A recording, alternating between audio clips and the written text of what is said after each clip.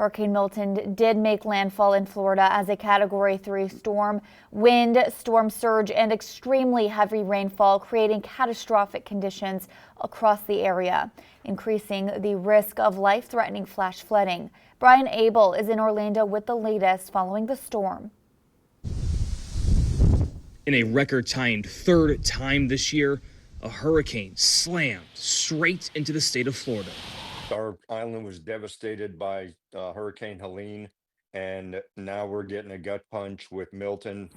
In more than 150 years, it's only happened 5 other times. I think the biggest thing is still just to know that there are a lot of threats out there. Multiple feet of storm surge, heavy rainfall, and flooding, all concerns from Milton's wrath. But even before the hurricane made landfall, destructive winds lashed the Sunshine State. Officials reporting the most tornado warnings in a day on record. Here's what's left after a tornado destroyed a 10,000 square foot sheriff's facility in St. Lucie County. It happens in a flash. You know, we're in the building not even 50 yards away, and it's here, it's gone. And there ain't nothing stopping that building coming down. So if your house is coming down on you, nothing's stopping it. In Fort Myers, one family was inside their home when a tornado ripped through their neighborhood. We all started going for the hallway, didn't even make it there in time, started and I heard a piece of glass crack and it sucked the whole roof off, and I felt the thing suck me up, and I grabbed my kid and my wife and hunkered down. The storm also tore off a part of Tropicana Field Stadium roof. The Rays Stadium is being used as a base camp for debris cleanup and first responders during Milton. I'm Brian Abel reporting.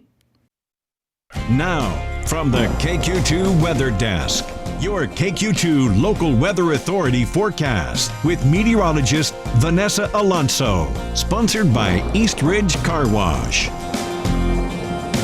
Definitely super hard to see all of that destruction, and we know that response teams are not going to be able to assist people until after the threat is clear, and Milton's not even done yet. It is still on its track. Yeah, Courtney, it is currently moving out of the Sunshine State as we speak, but crews can't really get out until tropical storm force winds die down, as they have to get off the roads when tropical storm force winds begin. So we're thinking of our friends in Florida after what has been a long night. As of right now, 3 million people across the Sunshine State have no power, as Milton made landfall in Siesta Key last night at 8:30 Eastern Time as a major, powerful Category 3 storm with winds at 120 miles per hour. Before it made landfall, it spawned tornadoes across central and south Florida,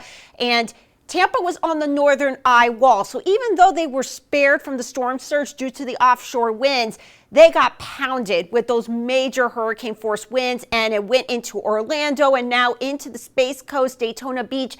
They have been getting hammered this morning with the rain and the wind on the backside of this system, as now the center is back over the Atlantic right off the Space Coast near Cape Canaveral with winds at 85 miles per hour. This is going to become a post-tropical low out in the Atlantic over the next 24 to 48 hours. Once we get daylight, we're going to get more pictures and video of the destruction it has left behind. So this is just the beginning of a long road to recovery for our family and friends back home in Florida. Back here at home, we're dealing with above average temperatures with highs in the 80s as we head into the second half of the work week. It's going to be staying sunny. Unfortunately, no chances of rain in the forecast, but a nice fall cool down is on the way for us early next week. We have high pressure continuing to dominate our weather, so this morning, all is quiet and clear on our satellite and radar. Quiet conditions on our tower camera looking out to the west. Temperatures as you're heading out the door on this Thursday morning, upper 40s to lower to mid 50s across the region. Dew points, a very dry atmosphere in place. Dew points in the 40s right now. So that is why we're just staying dry with no rain chances, at least through the next week. So we could use some rain in the forecast. We haven't had rain in a little over 2 weeks. Today, temperatures will be topping out in the mid 80s as we head to the afternoon as the southeast wind picks up. I'm going for a high of 85 degrees. Overnight lows tonight will be falling into the 50s. We'll be staying in the highs of 80s as we head into Saturday before a cold front really cools us back down to near average, even below average temperatures next week, Courtney. Thanks, Vanessa.